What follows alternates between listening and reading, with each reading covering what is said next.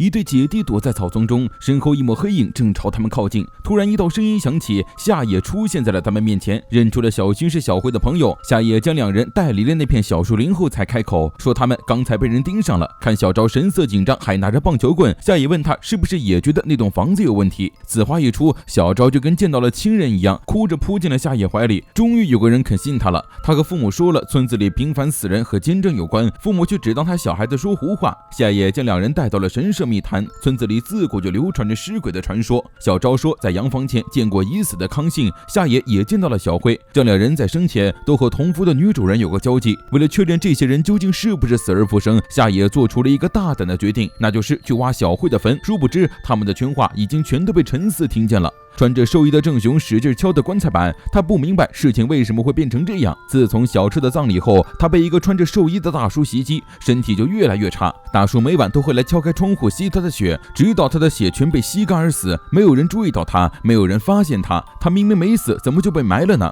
突然棺材板被人掀开，他的面前出现了陈四的身影。郑雄惊恐地发现自己说不出话来，陈四教他用呼吸的方式说话，结果郑雄惊恐地发现自己没有呼吸了。再一看，爬上来的地方居然是自己的坟墓，郑雄被吓得屁滚尿流。陈四边埋坟边和他解释，他已经复活变成尸鬼了，而且不是每个死去的人都会变成尸鬼，几个人中只有一个能复活，像他的侄子博斯就没有复活，所以说郑雄是特别的存在，是他重要的伙伴。听到这里，郑雄顿时流下了感动的泪水。尸鬼不会长大，不会生老病死，但又不是不死之身，被人砍下脑袋或者用木桩刺穿心脏还是会死的，而且会惧怕阳光，被灼烧一段时间就会死亡。陈四将郑雄带到了一间房子里，天亮后尸鬼就会入眠，日落后醒来。最重要的是食物，尸鬼为了生存必须吸食人的血液，所以他要去袭击别人。陈四让郑雄别在意，人类就和家畜没什么区别，说着还贴心的给他准备了第一顿美食。看着倒在地上的陌生人，郑雄吓坏了，他说什么也不愿意杀人，但陈四可不会惯着他，如果郑雄不进食，那么就把他拖到太阳地下烧死，因为陈四是白天也可以行动的存在，趁着郑雄熟睡时能有各种办法弄死他。不过陈四也知道要袭击第一个人是需要勇气的，所以他在房间里放了一杯血，紧接着将郑雄推进了房间，是杯子还是人，选择权在他的手里。看着地上痛苦不堪的少年，郑雄不受控制地露出了獠牙，一把夺过角落的杯子。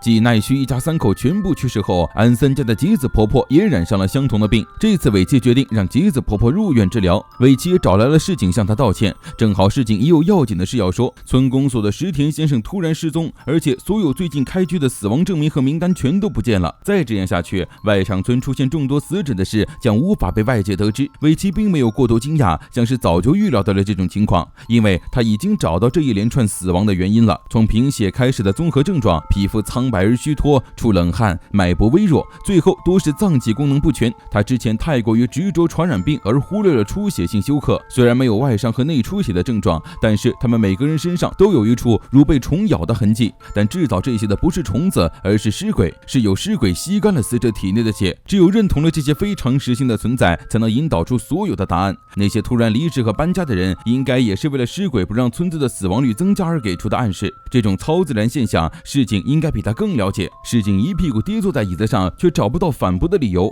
尾崎接下来将尸鬼存在的基础上进行下一步行动。他已经让吉子婆婆住院了，并且决定彻夜守护，说不定还真的能抓到敌人，所以他想寻求市井的帮助。小薰和小昭按照约定去和夏野碰头挖坟，走到一半，小薰又突然反悔了。他觉得夏野不靠谱，居然为了一个离谱的猜测就要去挖他最好朋友的坟，他实在是做不到。但小赵却坚信夏野是对的，他一定会找出证据让大家信服。两人到了地方，夏野已经带着工具等他们了。在小薰的带领下，他们很快找到了小辉的坟墓。夏野戴上手套，毫不犹豫一铲子下去。沙子又在教堂见到了市井，绝对的孤独感，毫无理由被区别对待的人，被神所抛弃的痛苦，这是市井的小说里不断重复的主题。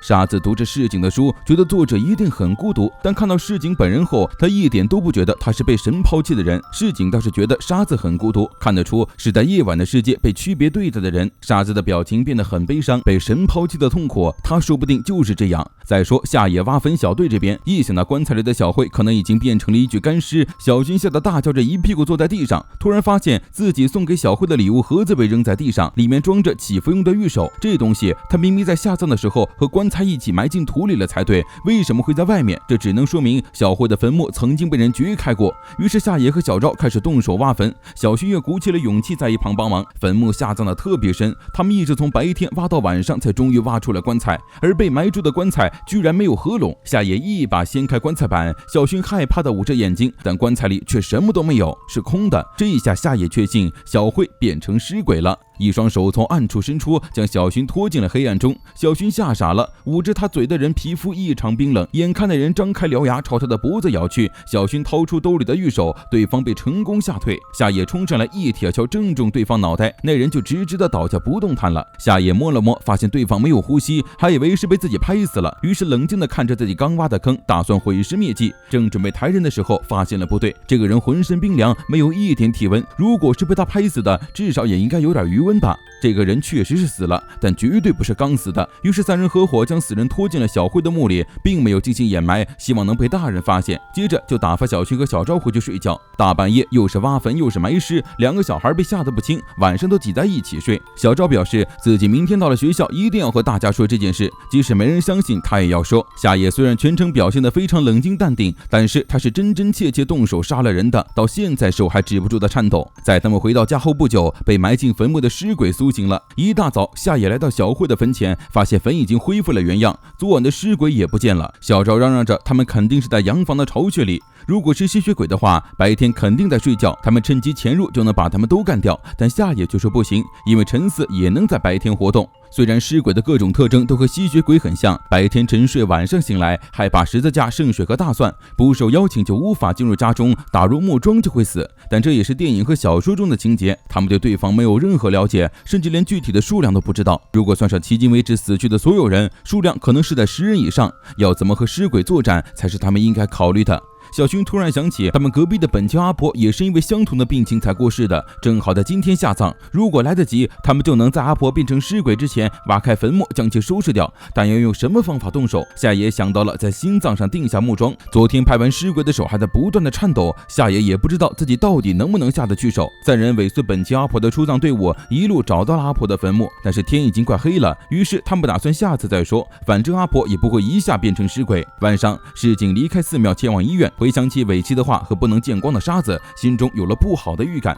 与此同时，夏野家的门被一个带着诡异和风玩偶的小姑娘敲开了。小姑娘叫静，说自己找夏野有重要的事，要进去找他。夏野的父亲结成对静这种滑稽的表现形式非常不满，并不打算让对方进来，让他有什么事明天再来。却没想到玩偶瞬间变脸，不断大喊大叫，就要今天等。结成被吓了一跳，觉得这个孩子实在太诡异，坚持不让他进门。静直接生气的将玩偶扔进了屋子，在手上画人脸，对结成骂骂咧咧。妻子出来查看情况，发现对方只是个小孩子，觉得没什么，就让他进了家门。静也毫不客气的进门捡起玩偶，要去夏野的房里等人。结成有些生气了，这个孩子到底是怎么回事？但对方的气场实在有些诡异的可怕，也只能给他指出了夏野的房间。而毫不知情的夏野刚刚告别小伙伴，骑着车往家里赶去。